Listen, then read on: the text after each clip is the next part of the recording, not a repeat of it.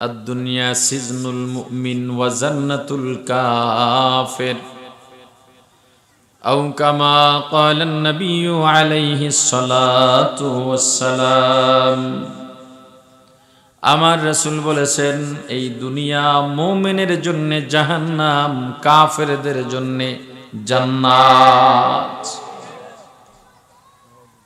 এই দুনিয়ার দাম আল্লাহর দরবারে নাই। সারা দুনিয়ার যত সম্পদ আছে, যত সৌন্দর্য আছে, যত বালাখানা আছে, যত স্বর্ণ গহনা আছে, আল্লাহর কাছে মাছির পাখার সমান দামও নাই। যদি দুনিয়ার দাম আল্লাহর কাছে থাকতো, যারা নাফরমান, আল্লাহর বিধান মানে না, যারা কাফের মুশরিক, যারা মুরতাদ, যারা বেঈমান, আল্লাহ তাদেরকে আল্লাহর নিয়ামত এক ফোঁটা পানিও পান করবার সুযোগ দিতেন না। এই দুনিয়া মুসাফিরখানা, কয়েকদিনের জন্য এখানে আসছি, আমার সময় মতো চলে যাব, তবে আপনার আমার ইচ্ছায় যাওয়া যাবে না। আল্লাহ যেদিন চাইবেন সেদিনই যাব। বাদশাহ ইব্রাহিম ইবনে আদহাম বলখের প্রভাবশালী একজন বাদশাহ, নাম করা বাদশাহ, মন্ত্রীদের নিয়ে বিশেষ বৈঠকে বসছেন, যেখানে সাধারণ মানুষের প্রবেশাধিকার নাই, সংরক্ষিত এলাকা। আপনি চাইলেই কি সংসদ ভবনে ঢুকতে পারবেন? সচিবালয়ের মিটিং এ ঢুকতে পারবেন? মন্ত্রিসভার মিটিং এ ঢুকতে পারবেন? বাদশাহ ইব্রাহিম ইবনে আদহাম প্রধান চেয়ারে বসে আছেন, বাদশার সিংহাসনে বসে আছেন, গুরুত্বপূর্ণ মিটিং চলতেছে। হঠাৎ করে এক যুবক মিটিং এর মধ্যে হাজির হয়ে গেল। বাদশাহ অবাক, এ তুমি কে, কোত্থেকে এলে, অনুমতি দিল কে? বলে আমার কোথাও যেতে অনুমতি লাগে না, পারমিশনও লাগে না।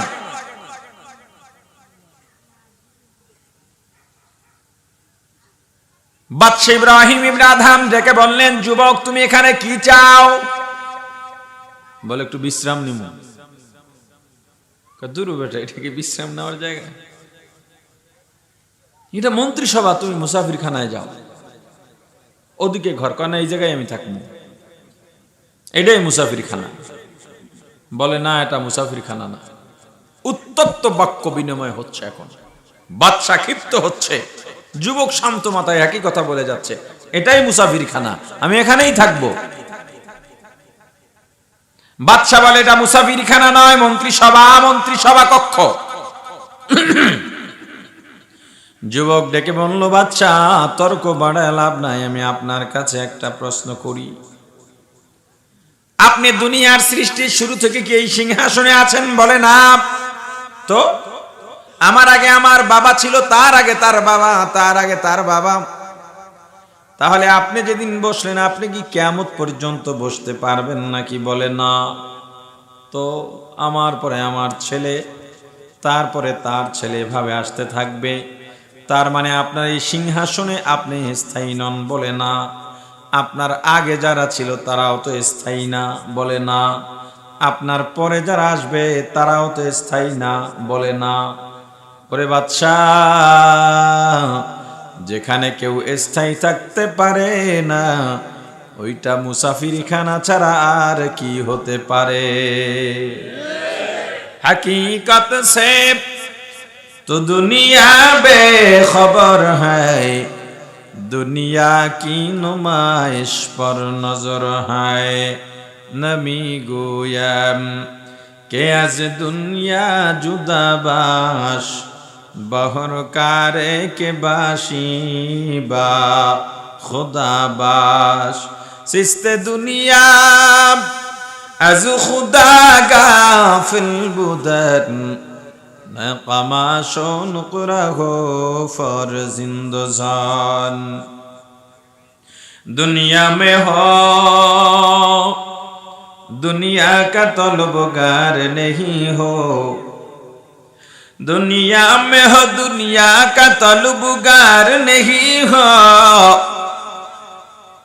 दुनिया में हो दुनिया का तलबगार नहीं हो, बाजार से गुजर हो खरीददार नहीं हो, बाजार से गुजर हो खरीददार नहीं हो, जागा जी लगाने के दुनिया नहीं है, ये इबरत की जाहे तमाशा नहीं है, ये इबरत की जाहे तमाशा नहीं है।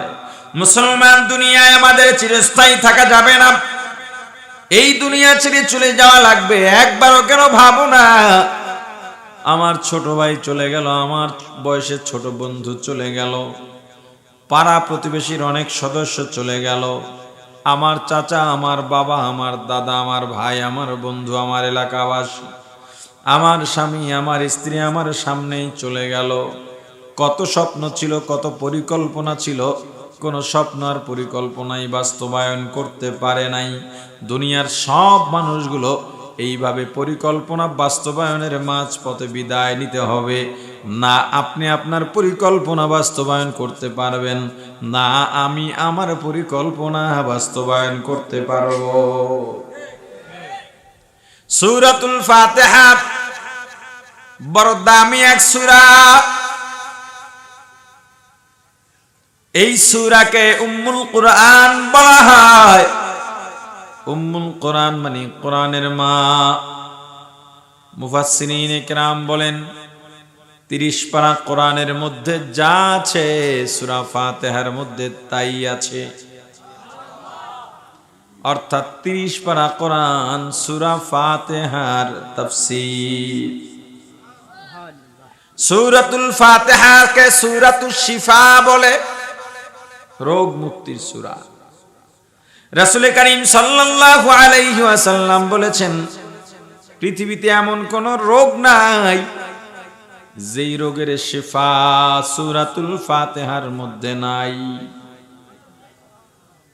শুধু মৃত ব্যক্তিকে জীবিত করতে পারবে না, এছাড়া যত রোগ বর্তমানে আছে, বিগত দিনে ছিল, সামনে আসবে, সব রোগের চিকিৎসা কোথায় আছে? জোরে জোরে। করোনার চিকিৎসা নাই, কে কইছে? মাস্ক পরতে বলে ভালো, ধুলা তো ফেরে, মাস্কে করোনা ফেরবে এই বিশ্বাস নিয়ে জীবনে মাস্ক পরি নেই। হুদাহুদি জরিমানায় বাজবে, এই জন্য মাস্ক একটা পরি, ধুলার থেকে তো ফিরে থাকতে পারি। মসজিদে কাছাকাছি দাঁড়াইলে করোনা হতে পারে, এই চিন্তায় কারো থেকে দূরে থাকি নেই। কোলাকুলি ছাড়া কোনো কথা নাই। সওয়াব, মুআনাকা করা সওয়াব না, মোহাব্বত বাড়ে। আর মুআনাকার দোয়া কি? আল্লাহুম্মা জিদ মুহাব্বতি লিল্লাহি ওয়া রাসূলি। আল্লাহ আমাদের মোহাব্বত বাড়ায় দেন একমাত্র আল্লাহ ও রাসূলের জন্য। রোগ সতর্ক থাকা ভালো। নামাজ থেকে দূরে যেই সতর্কতা নামাজ থেকে দূরে রাখে ওইটা শয়তানি, ওইটা সতর্কতা না। রোগ বালাই হলে মানুষ আল্লাহর কাছে গিয়া চায় না, আল্লাহর থেকে দূরে সরবে। ওরে বাটপার, আল্লাহ বলেন বিপদে পড়লে আমার কাছে চাও। একে চশম জাদান গাফেলা যা শাহনাবাসী, একে চশম জাদান গাফেলা যা শাহনাবাসী, একে চশম জাদান গাফেলা যা শাহনাবাসী, শায়দ কে নেগাহে কুনাদা গাহনাবাসী, শায়দ কে নেগাহে কুনাদা গাহনাবাসী। অতি গভীর হয় রজনী যখন, নীরবে প্রভুর নাম জপিও তখন, প্রভুর করুণা যদি পাইবারে চাও, অতি গভীর রাতে উঠে প্রভুর গুণগান গাও। আল্লাহ আল্লাহ क्या मुबारक नाम है, अल्लाह अल्लाह आशिकों का काम है। আল্লাহর কাছে চাও। বিপদে পড়ছো তো কার কাছে? জোরে, বিপদে পড়ছো তো নামাজে দাঁড়াও। ইয়া আইয়ুহাল্লাযীনা আমানু, হে ঈমানদারেরা, যখন তোমরা বিপদে পড়বা ইস্তাঈনু, ধৈর্য ধারণ করো, সাহায্য চাও। ইস্তাঈনু, সাহায্য চাও কার কাছে? আল্লাহর কাছে। কেমনে চাইবা? বিসসবরি ওয়াস সালাহ, ধৈর্য ধারণ করো প্রথমে, এবার নামাজে দাঁড়াও। বিপদে পড়ছি, আল্লাহ করোনার বিপদে, এবার নামাজে দাঁড়ায় যাও। আর কয় নামাজ থেকে দূরে 6 ফিট 3 ফিট, কিসের ফিট ফিট, কিসের ফিট ফিট? নামাজে দাঁড়ামু, আল্লাহর সঙ্গে দিদার হবে, আরো কাছে যাবো। কারণ কি? আগুনের কাছে গেলে শরীর গরম হয়, আতরের দোকানে গেলে ইচ্ছা না থাকলেও নাকে আতরের ঘ্রাণ ঢোকে। যদি যাও তো আতরের দোকানে যাও। আতর না কিনতে পারলেও তোমার ক্ষতি নেই, লাভ হবেই, ফ্রি আতরের ঘ্রাণ পেইবা। ইমানদারের কাছে দাঁড়াবো, নামাজের কাছে দাঁড়াবো। ওর দোয়া কবুল করলে আল্লাহ উসিলায় আমারও কবুল করে নেবেন। করোনা ওমিক্রন, শেফা নাই, চিকিৎসা নাই। কে বলেছে? সূরা ফাতিহা চিকিৎসা। ডায়াবেটিসের চিকিৎসা নাই, কে বলেছে? সূরাতুল ফাতিহা তো আছে চিকিৎসার জন্য। এখন আপনার প্রশ্ন, সূরা ফাতিহার মাধ্যমে যদি রোগের চিকিৎসা হয়, তাহলে কেন আমরা ডাক্তারি চিকিৎসা গ্রহণ করি? আপনারা হুজুররাও তো করেন, এদেশের বড় বড় শাইখুল হাদিসরাও করেন। আবার সূরা ফাতিহা যদি মানুষ ভালো হয়ে যায়, তাহলে আপনারা সূরা ফাতিহা পড়ে চিকিৎসা করে মানুষকে ভালো কেন বানাইতে পারেন না? কি একটা প্রশ্ন আসে না?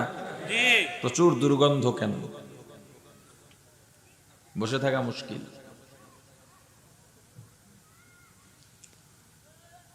আল্লাহ জবাব, সূরাতুল ফাতিহার মাধ্যমে যদি আপনি রোগের শিফা চান, দুইটা শর্ত লাগবে। কয়টা?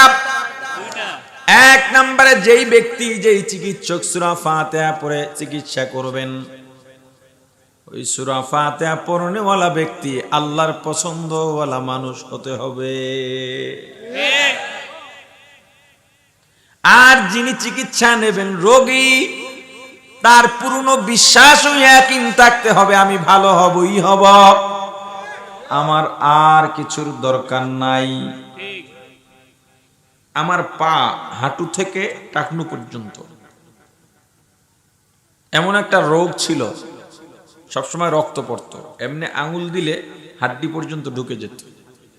ছাত্র সময় সবসময় মোজা পরে রাখতাম, মোজা খুলতে গেলে কলিজা ছিঁড়ে যেত, রক্তে আটকে যেত, দুইও পা।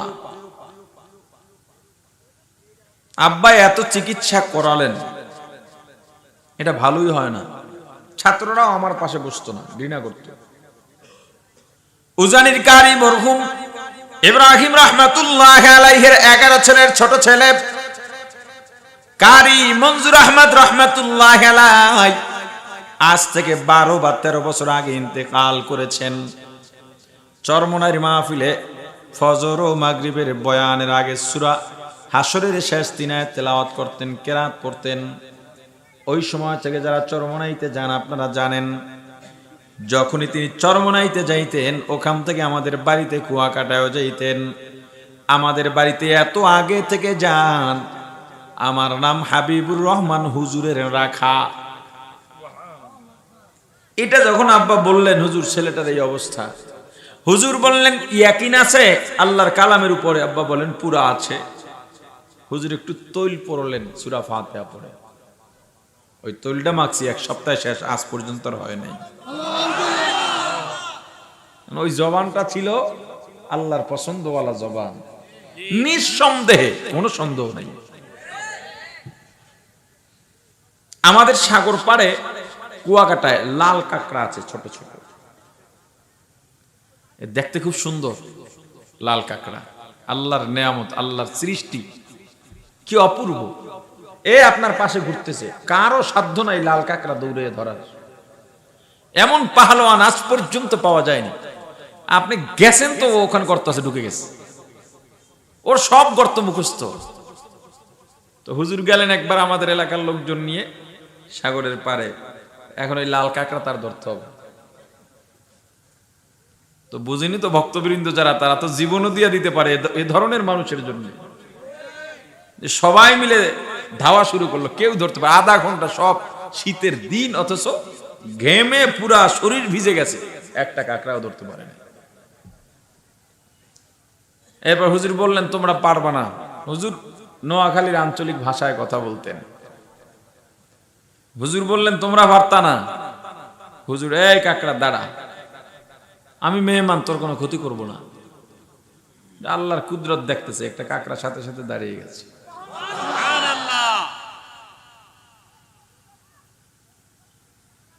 আউলিয়ারা কারে উকবা ইখতিয়ার, জাহেলারা কারে দুনিয়া ইখতিয়ার। আশিকারা মিল্লাত ও মাযহাব জুদাস, আশিকারা মিল্লাত ও মাযহাব খুদাস।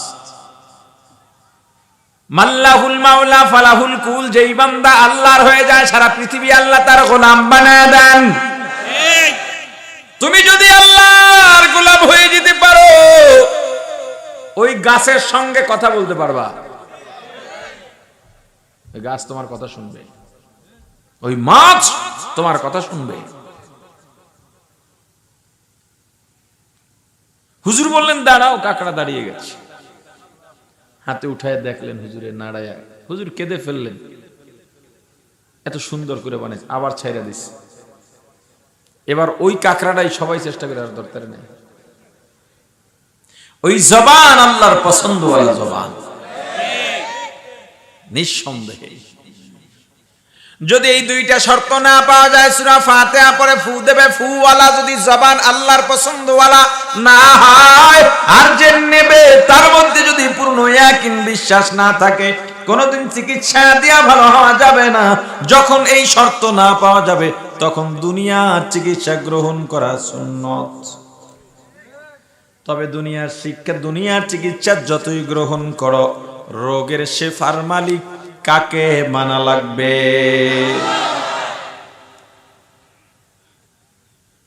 মুসলমান ইমানদার,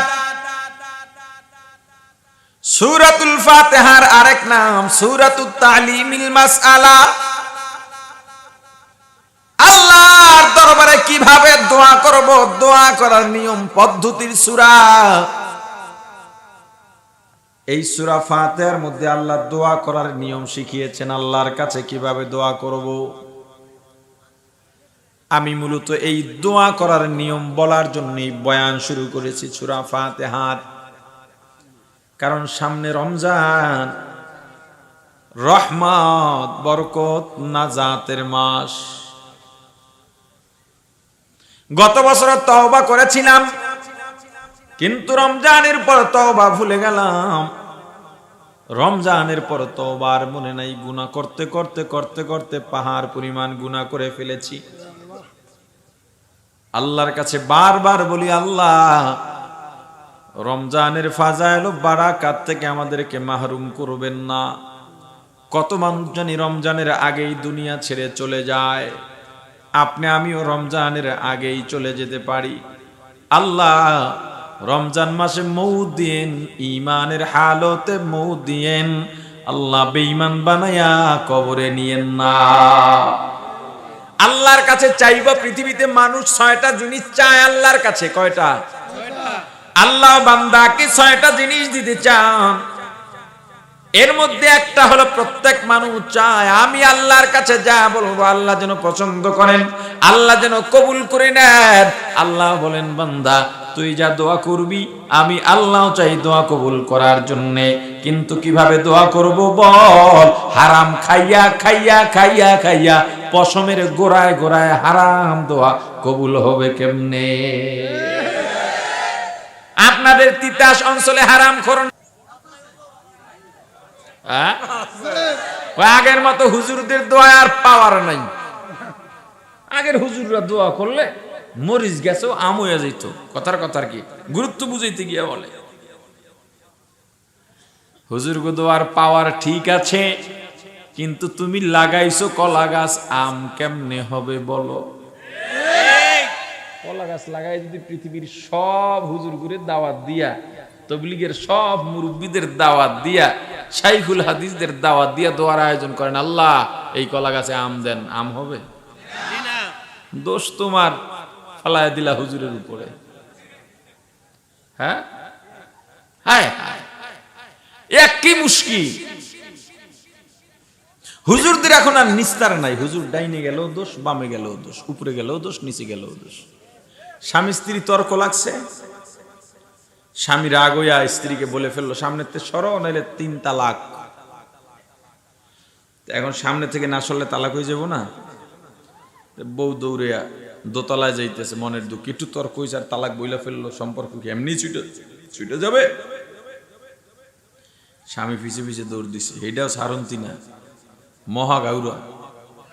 কই যাও? বলে উপরে যায়, বলে উপরে গেলেও তালাক।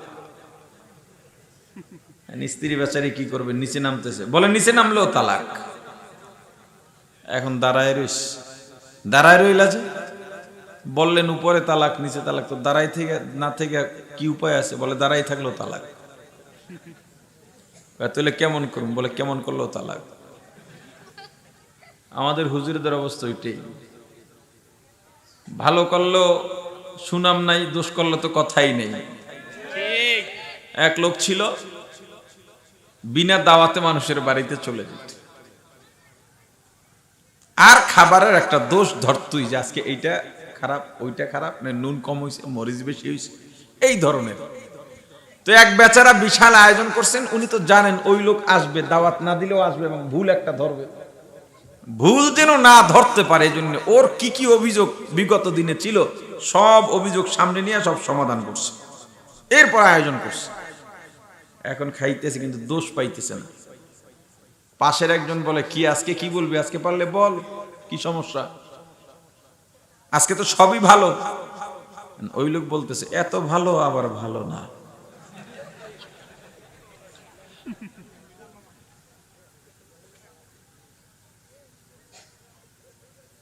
সমস্যা আপনার মধ্যে, হুজুর দোয়ার দোষ দিয়ে বয়ে রইলেন।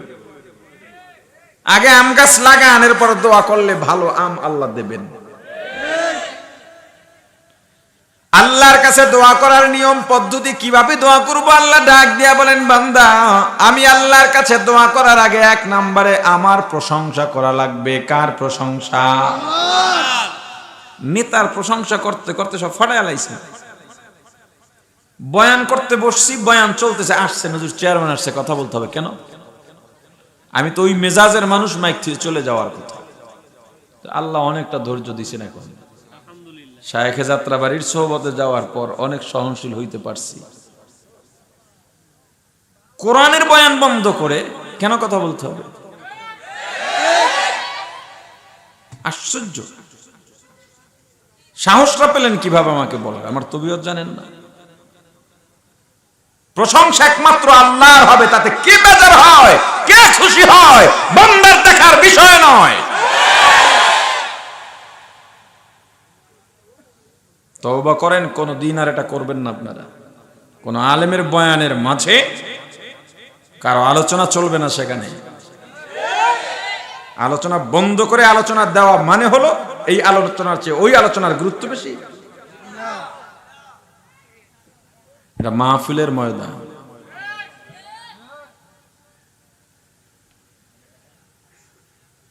সমস্ত প্রশংসা কার?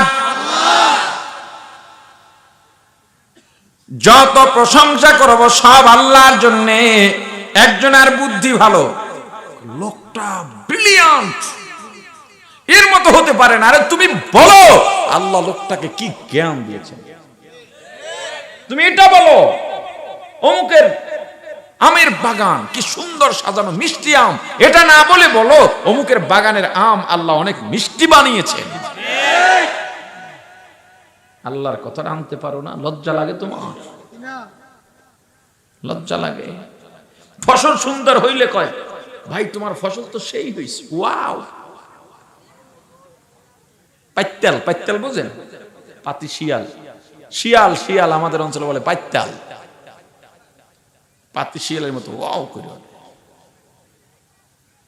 কি আপনারা কি ওয়াও সুবহানাল্লাহ বলবেন? ওয়াও বলবেন না সুবহানাল্লাহ বলবেন?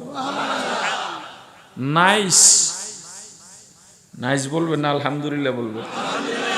কথা বলে না। ওএমজি, নাউজুবিল্লাহ।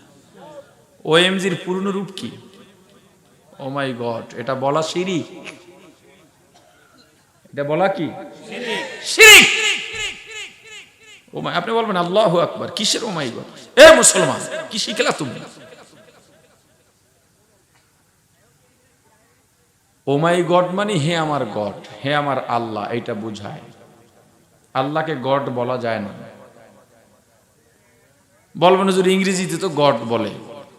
আপনার নাম আব্দুর রহমান ধরে নেন, আপনার নাম ইংরেজিতে কি বলবো? নামের আবার ইংরেজি আলাদা হয় নাকি? আল্লাহ এতগুলো নাম রেখে দিলেন, তা আপনার পছন্দ হয় না, গডের মধ্যে গিয়ে হচ্ছে না মাই গেট।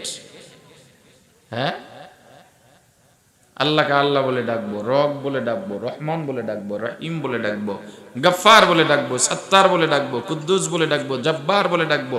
কত নাম লাগবে আপনার? কিসের 99টা নামের অভাব আছে আল্লাহ? ওটা তো আসমাউল হুসনা, মানে খুব উত্তম, হ্যাঁ গুণবাচক 99টা নাম। আল্লাহর নামের অভাব আছে মিয়া? সবই তো আল্লাহ, পৃথিবীর তো কোনো অস্তিত্বই নেই আল্লাহ ছাড়া। আল্লাহু আকবার অর্থ কি বলেন? আল্লাহ, কেউ বলছে আল্লাহ মহান, কেউ বলছে আল্লাহ সবচেয়ে বড়। আজকে 10 বছর ধরে ওয়াজ করতেছি। আল্লাহু আকবার অর্থ আল্লাহ সবচেয়ে বড়, এটা বলা তাসাউফের লাইনেও শিরক। আমি যদি বলি আল্লাহ সবচেয়ে বড়, তার মানে কি দাঁড়ালো? এখানে 10 জন মানুষ, 10 জন আলেম আছে, তার মধ্যে অমুক সবচেয়ে বড়, তার মানে বাকিরাও বড়, এদের মধ্যে অমুকে বেশি বড়। আমি যদি বলি আল্লাহ সবচেয়ে বড়, তাহলে আরো বড় আছে দুনিয়াতে, তাদের মধ্যে আল্লাহ সবচেয়ে বড়। এটাও একটা শিরক, শরীক করা হলো আল্লাহর সঙ্গে। আল্লাহর সাথেও বড় আছে, তবে আল্লাহ সবচেয়ে বড়। আরে না, আল্লাহ বড়, আল্লাহর সামনে কেউ বড় নয়। আল্লাহ বড়, দুনিয়ার সব জিরো। তাহলে আল্লাহু আকবার অর্থ কি? একমাত্র আল্লাহই বড়। আল্লাহু আকবার অর্থ কি? একমাত্র আল্লাহই বড়, আর কোনো বড়ই নাই। সমস্ত প্রশংসা কার? জোরে বলেন। আল্লাহ বলেন, বান্দা যখন আমি আল্লাহর কাছে দোয়া করবা, 1 নম্বরে আমি আল্লাহর প্রশংসা করবা। কেমনে করবা তুমি তো জানো না। প্রশংসা করতে গিয়া যদি বউকে মায়ের পর্যায়ে নিয়ে যাও চলবে? রাসূলের প্রশংসা করতে গিয়া যদি আল্লাহ বানিয়ে দিই চলবে নাকি? তাহলে প্রশংসা কেমনে করবা? আমি আল্লাহ নিজেই শিখিয়ে দিলাম কোন শব্দ দিয়া প্রশংসা করা লাগবে। আল্লাহর প্রশংসার জন্য এর চাইতে ভালো উত্তম শব্দ আর নাই। আল্লাহ বলে দিলেন কি দিয়া প্রশংসা করবা। আলহামদুলিল্লাহি রাব্বিল আলামিন।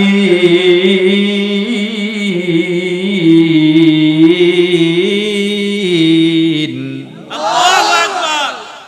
সমস্ত প্রশংসা ওই আল্লাহর জন্য যিনি সমগ্র জগতের প্রতিপালক। প্রশংসা একমাত্র আল্লাহর জন্য হবে। দুনিয়ায় যত ভালো, এই ভালোর প্রশংসাও কার? ফসল সুন্দর হইছে, তোমার ফসল তো সুন্দর, দেখতে হবে না কে কাজ করছে? হ্যাঁ, বেড়াটা দেখতে হবে না কে? বহু সাধনা করে আবার এত দূর আসছি। যখন ফসল খারাপ হয় তখন বলে আল্লাহ ফসল দিল না, দোষ আল্লাহর উপর চলে গেছে। ওরে বেঈমান, ভালো মন্দ দেওয়ার মালিক কে? আল্লাহ। একজন মহিলা আবেদা সালেহা আল্লাহর কাছাকাছি যে যত যেতে চায়, আল্লাহর প্রিয় যে যত হতে চায়, আল্লাহ তাকে তত কঠিন পরীক্ষায় ফেলবেন।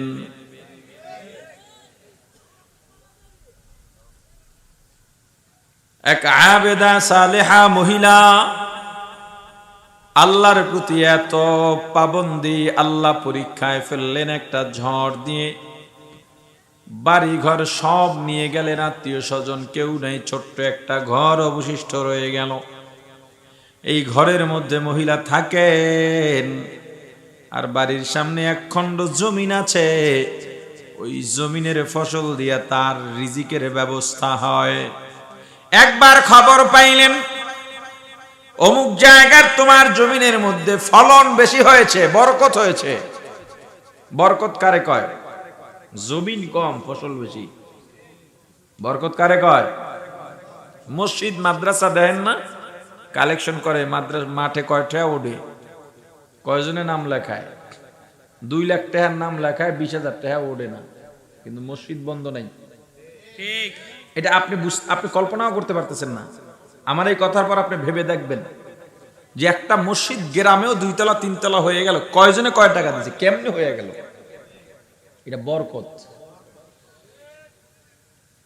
ফসলের মধ্যে আল্লাহ ফলন বেশি দিয়েছেন, জমিনে বরকত হয়েছে। মহিলা আল্লাহর নিয়ামত দেখার জন্য বাড়ির সামনে ফসলের সামনে দাঁড়ালেন। এত সুন্দর ফসল দেখে আল্লাহর হামদ সানা গাইতেছেন, প্রশংসা করতেছেন। হামদে বেহাদ মর খোদায়ে পাকেরা, आके ईमा दादे मुश्ते खाकेरा, आके दर आ दमदमिद उरु हेरा, दादा अज तूफाना जातु नुहेरा। এই প্রশংসা করতেছেন করতেছেন, এর মধ্যে একটা আগুনের বাতাস এসে সব পুরে ভস্ম করে দিয়ে চলে যায়। মহিলা বিচলিত হলেন না, চেহারায় চিন্তার ছাপ নাই, হাস্যোজ্জ্বল চেহারা। আল্লাহর প্রশংসা আরো বাড়ায়া দিছে। আল্লাহর প্রশংসা করতে করতে বাড়ির ভেতরে যায়, পিছন থেকে আল্লাহর বান্দা ডাক দিছেন, হে মা দাঁড়াও, এত সুন্দর ফসল চলে গেল, তোমার চেহারায় চিন্তার ছাপও কেন নাই, কেন বিচলিত হইলা না? মহিলা ডাক দিয়া বলে, আল্লাহর বান্দা বলেন ফসল দিয়েছিলেন কে? বলে আল্লাহ। নিয়ে গেলেন কে? বলে আল্লাহ। আল্লাহ দিয়েছেন, আল্লাহ নিয়েছেন, আমি কেন চিন্তা করব? লোকটা ডাক দিয়া বলে, মা গো বুঝলাম আল্লাহ দিচ্ছেন, আল্লাহ নিচ্ছেন, আগামীকাল পরবর্তী সময় তোমার রিজিকের ব্যবস্থা কেমনে হবে সেই চিন্তাও কি তোমার নাই? এবার মহিলা ডেকে বলে, আল্লাহর গোলাম বলেন রিজিকের মালিক কে? বলে আল্লাহ। রিজিক দেবেন কে? আল্লাহ। আমার চেষ্টা আমি করছি, আরো করব। আগামীকাল কি খাবো সেই দায়িত্ব যদি আমার আল্লাহর হয়, এই চিন্তা নিয়ে আমি কেন ঘুম নষ্ট করব? ওটা তো আল্লাহর ব্যাপার। আল্লাহ যদি চান আমার ঘরে কিচ্ছু নাই, তবুও রিজিকের ব্যবস্থা হয়ে যাবে। আমার কোটি কোটি টাকা আল্লাহ যদি না চান আগামীকাল খেতে পারবো না। আপনি শুধু এই 2টা কথা দিয়ে রিজিকের মালিক আল্লাহকে একটু বিশ্বাস ভিতরে ঢুকান, এই 2টা কথা দিয়েই যথেষ্ট। যে আল্লাহ বান্দাকে চাইলে খাওয়ান, না চাইলে খাওয়ান না। এতে টাকা পয়সার কোনো সম্পর্ক নাই, এতে অর্থ সম্পদের কোনো সম্পর্ক নাই। আপনি 1000 কোটি টাকার মালিক, আগামীকাল খেতে পারবেন না যদি আল্লাহ না চান। একটু নুডলস না খায়, তাও মুখ মেলতে পারে না, কথা কয় না। কোরমা পোলাও গোস্ত গেছে কপাল থেকে, শেষ। এখন শাক পাতা খায়, শাক পাতা। সকালে উঠা নামাজের আগে নামাজ পড়ে না, কিন্তু রাস্তা মাপে। টাকার অভাব নাই, কিন্তু আল্লাহ রিজিক দেন নাই, শেষ কেড়ে নিয়েছেন। সমস্ত প্রশংসা কার? কিভাবে প্রশংসা করব? কি বলে বলেন? আলহামদুলিল্লাহি রাব্বিল আলামিন। আল্লাহ বলেন, বান্দা 1 নম্বরে প্রশংসা করার পর 2 নম্বরে আমি আল্লাহর গুণগান বর্ণনা করবা। আমি আল্লাহর গুণগান বর্ণনা করতে গিয়ে কি না কি বলে ফেলো, ভুলও করতে পারো। সেজন্য আমি আল্লাহ গুণগানের শব্দ শিখিয়ে দিলাম। আর রহমানির রহিম,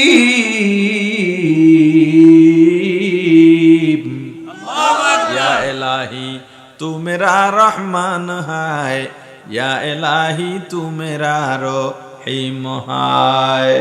আল্লাহ শিখা দিলেন কিভাবে আল্লাহর গুণগান করব। আল্লাহ আপনি দয়াবান, আপনি মেহেরবান, আপনি দুনিয়ায়ও দয়া করবেন, পরকালেও দয়া করবেন। রহমান শব্দের অর্থ দয়া, রহিম শব্দের অর্থ হইল দয়া। দুইটা দয়ার শব্দ এক জায়গায় কেন আনলেন? রহমান শব্দের অর্থের দয়া হলো আম, ব্যাপক। আল্লাহ এই দয়া দুনিয়ার সবার উপরে করেন, কাফের, মুশরিক, বেদিন, দিনদার সবার জন্য আল্লাহ দয়া করেন বলেই কাফেররা রিজিক পায়। আর রহিম শব্দের দয়া কিয়ামতের ময়দানে সীমিত হবে। আল্লাহ যাকে চাইবেন সেই দয়া পাবে, যাকে চাইবেন না জাহান্নামে যাওয়া লাগবে। মুসলমান ইমানদার, কিয়ামতের ময়দানে পয়গম্বর ইব্রাহিম আলাইহিস সালাতু ওয়াস সালাম তার বাবাকে বিবর্ণ অবস্থায় দেখবেন, মুমূর্ষ অবস্থায় দেখে মায়া লাগবে। অভিমান করে রাগ করে বলবেন, আপনাকে দুনিয়াতে বারবার মূর্তি পূজা করতে নিষেধ করেছিলাম, আপনাকে বুঝিয়েছি, তবু আপনি শিরিক বলেছিলাম, একত্ববাদ আল্লাহর উপরে, তাওহীদের উপরে ঈমান আনতে বলেছিলাম, আপনি আমার কোনো কথা শোনেন নাই, কর্ণপাত করেন নাই। পয়গম্বরের বাবা ডেকে বলবে, আজকে তুমি যা বলবা মেনে নেব, অবাধ্য হব না। পয়গম্বর আল্লাহর কাছে গিয়া বলবেন, আল্লাহ আমার সঙ্গে আপনার প্রতিশ্রুতি ছিল, আমাকে অপমান করবেন না, লাঞ্ছিত করবেন না। আল্লাহ গো, আমার বাবাকে যদি জাহান্নামে দেওয়া হয়, আমার বাবা জাহান্নামে গেলে আমি লাঞ্ছিত হব, অপমানিত হব। ওরে বাবা, ও আল্লাহ, আমাকে আপনি লাঞ্ছিত করবেন না, ওয়াদা ছিল। আল্লাহ জবাব দিয়া বলবেন, পয়গম্বর আমি আল্লাহ কাফের মুশরিককে জান্নাত দেব না। এখানে সে দয়া পাবে না, ছেলে পয়গম্বর, কিচ্ছু করার নাই। আল্লাহর গুণগান করো, কি দিয়া করো বা তাও আল্লাহ শিখিয়ে দিলেন। 3 নাম্বার, আল্লাহর ক্ষমতা বা মর্যাদা বর্ণনা করো। কিভাবে করবা? শিরিক করে ফেলতে পারো। আমার ক্ষমতার মর্যাদার কথা তোমার তো জানা নাই, তুমি মাকামও জানো না। এজন্য আমি আল্লাহ ছোট্ট শব্দে তোমাকে শিখিয়ে দিলাম, মালিকি ইয়াউমিদ্দিন। আল্লাহ কিয়ামতের মালিক। কোথার মালিক? দুনিয়ার মালিক ডোনাল্ড ট্রাম্প তো দুনিয়ার মালিক কে? তো আল্লাহ বিভিন্ন জায়গায় এভাবে বলেছেন, আল্লাহ কিয়ামতের মালিক। দুনিয়ার মালিকও তো আল্লাহ কেন বললেন না? কিয়ামতের যেভাবে বলেছেন একটু ব্যবধান আছে। দুনিয়ায় মানুষের স্বাধীনতা আছে, দুনিয়ায় চাইলে মানুষ গুনাহও করতে পারে, ন্যায়ও করতে পারে। আপনি চিন্তা করবেন আমি গুনাহ করি, আল্লাহ ফিরাই দিতে পারেন না? আল্লাহ তো ঠেকা না। এই ইচ্ছা শক্তি আল্লাহ আপনাকে দিয়েছেন। পরীক্ষার হলে যেমন পরীক্ষার্থীদেরকে পরীক্ষার প্রশ্ন ঠিকভাবে না দেওয়া হলে শাস্তি দেওয়া হয় না, ওখানে স্বাধীনতা আছে, তুমি পরীক্ষা দাও, প্রশ্নের উত্তর যা লাগবা তাই আমরা গ্রহণ করব, ফলাফলের সময় বাস্তবতা দেখা যাবে। আল্লাহ দুনিয়াতে পাঠায়া কয়েকটা কসম খেয়ে বলেন, ফাআলহামাহা ফুজুরাহা ওয়া তাকওয়াহা। বান্দা, দুনিয়ায় তুমি চাইলে গুনাহ করতে পারো, ন্যায়ও করতে পারো, স্বাধীনতা, ইচ্ছা শক্তি দিয়ে দিলাম। তবে গুনাহ করলে জাহান্নাম, ন্যায় করলে জান্নাত। ঠিক। এই যে স্বাধীনতা, পরকালে এই স্বাধীনতা থাকবে না। কিয়ামতের ময়দানে তুমি যে বাটপারি করবা, মাতবরি দেখাইবা, কাজ হবে না, ওখানেই জায়গা নেই। বরং কিয়ামতের ময়দানে দুনিয়ার দাপটওয়ালা, দুনিয়ার বাদশা, দুনিয়ার ক্ষমতাওয়ালা, দুনিয়ার টাকাওয়ালা সবগুলোকে আল্লাহ ডাকবেন। আল্লাহ গুসা করে ডাকবেন। আল্লাহর গুসায় আরশ, কুরসি, লৌহ কলম, জান্নাত জাহান্নাম থরথর করে কাঁপতে থাকবে। লিমানিল মুলকুল ইয়াউম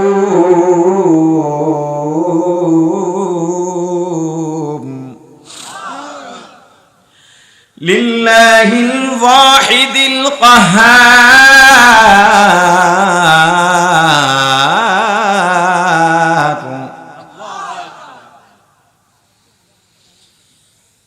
লিমানিল মুলকুল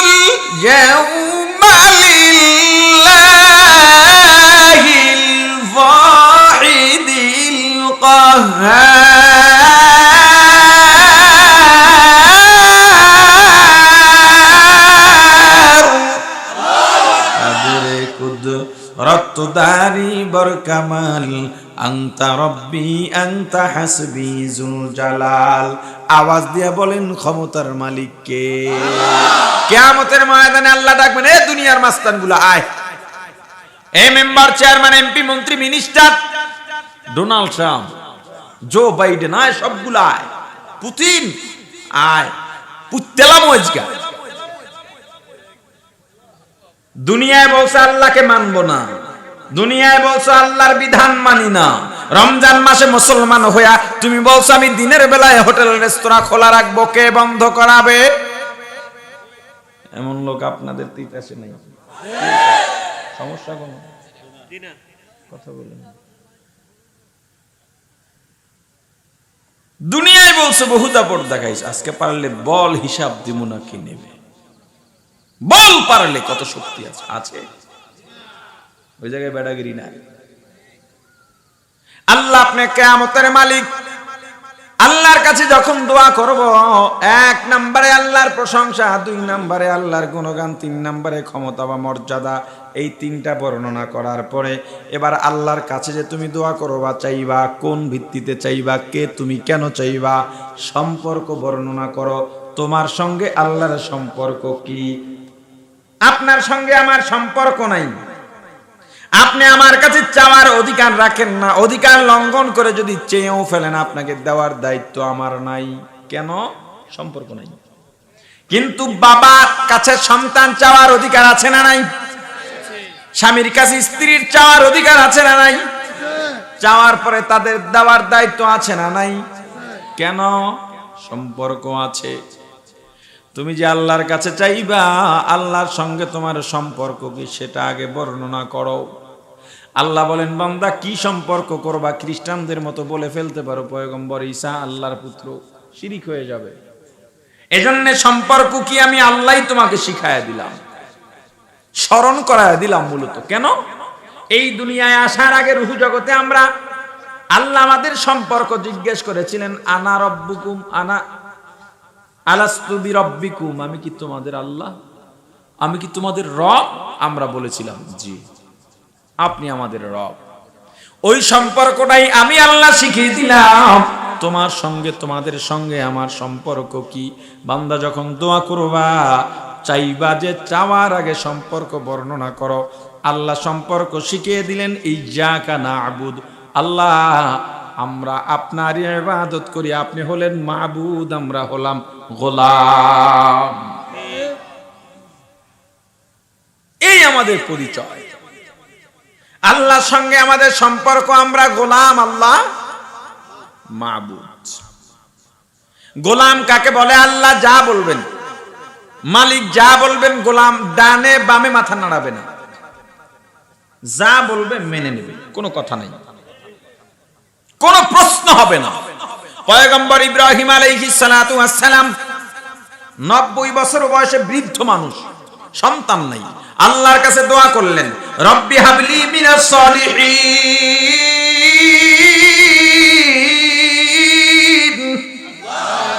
আল্লাহ নেক সন্তান চাই, এমন দোয়াই করছেন।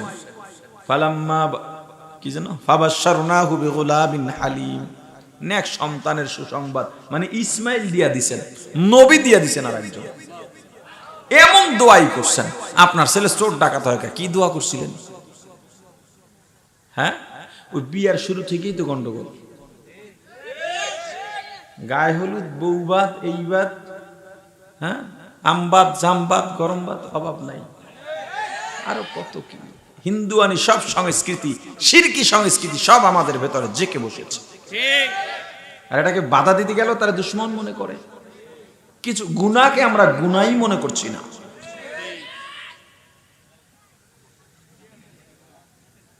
সন্তান হইছে বৃদ্ধ বয়সে, সন্তানের বাবা কি মায়া, কি মহাব্বত, কতক্ষণ যায় ইসমাইলকে কোলে লইয়া একটু দেখে, একটু ঠোঁট নাড়াইয়া দেখে, একটু গালটা ধরে।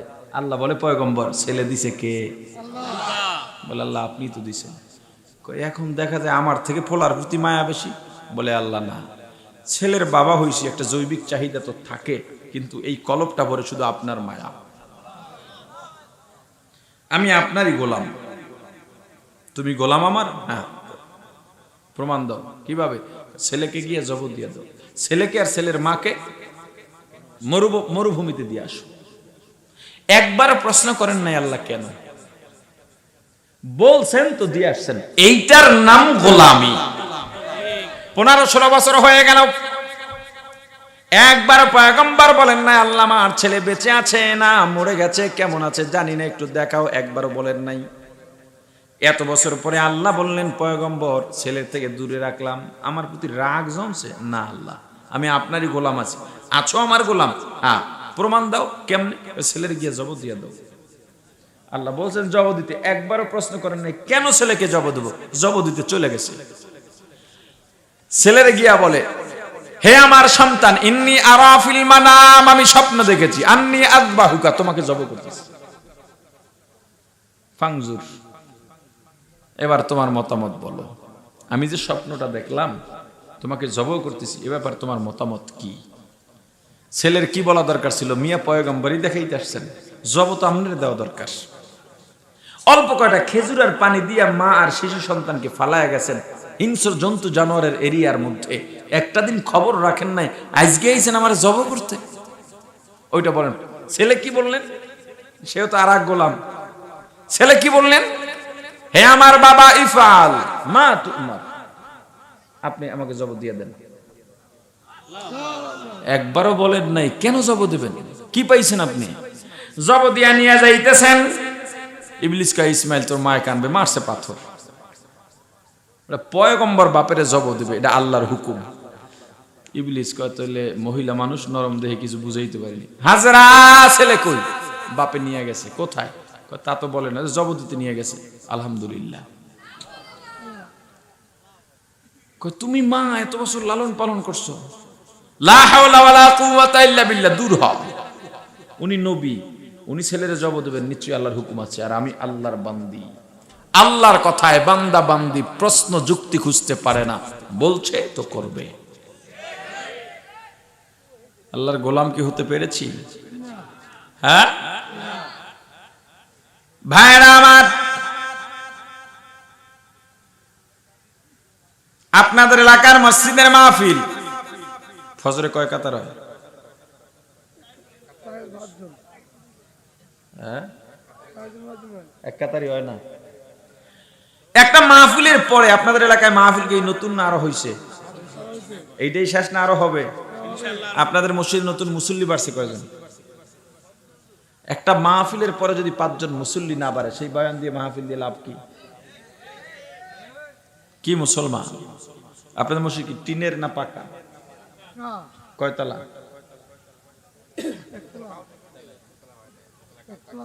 কি কাজ বাকি? মানে আমরা আল্লাহর গোলাম কারা কারা? আস্তে আস্তে হাত উঠেছে, উড়েবে কি উড়েবে না চিন্তা করতেছে, আস্তে আস্তে উঠান মিয়া, টান টান। সবাই আল্লাহর গোলাম? আওয়ামী লীগের গোলাম আছেন কেউ? বিএনপির গোলাম? তবলিগের গোলাম? চরমনাইয়ের গোলাম? কার গোলাম? জোরে আল্লাহর গোলাম হিসেবে আল্লাহ কবুল করেন। আল্লাহর গোলাম যারা একজন উঠবে না এখান থেকে দোয়ার আগ পর্যন্ত, যেটা উঠে যাবে মনে করবো এটা শয়তানের গোলাম। উঠে গেলে আমি যে বলছি এই বললি সে শয়তানের গোলাম হয়ে যাবে? তো বললাম তাকে বসায় রাখার জন্য, একটু গুরুত্ব দেওয়ার জন্য, কিন্তু আপনি উঠে গেলে নিশ্চয়ই বোঝা যাবে ভিন্ন কিছু। কথা বুঝে আসছে? মসজিদের কাজের জন্য আমাকে ছেলেটা গিয়ে ধরছে, হুজুর একটু মসজিদের জন্য চাইবেন। আমি তো অবাক, আমি তো কালেকশন বুঝি না, পারি না, করি, এটা প্রধান শর্ত, আমি কালেকশন করি না। আমার পাও ধরে বসছি, কেউ আমার পাও ধরলে আমার রাগ বেশি উঠে। আমি যদি যেটা করি না সেটা তুমি আমার পাও ধরে কেন রাজি করাইতে চাও? এটা তার ব্ল্যাকমেইলের মতো। তবুও মসজিদের মাহফিল, আমি 5টা মিনিট এই মসজিদের জন্য যারা আল্লাহর গোলাম মনে করেন, জান্নাত চান, তাদের কাছে আবদার রাখবো। আল্লাহ রাসূল বলেছেন, মান বানা লিল্লাহি মাসজিদাম বানাল্লাহু লাহু বাইতান ফিল জান্নাহ। দুনিয়াতে আল্লাহর সন্তুষ্টির জন্য যে মসজিদ বানাবে, আল্লাহ জান্নাতে তার জন্য বাড়ি বরাদ্দ করে দেবেন। সাহাবীরা বললেন হুজুর আপনার উম্মতরা তো গরিব হবে, একজনে একটা মসজিদ বানাতে পারবে না, 1000 জন লাখ জন মানুষ মিলে একটা মসজিদ বানাবে, আল্লাহ কি জান্নাত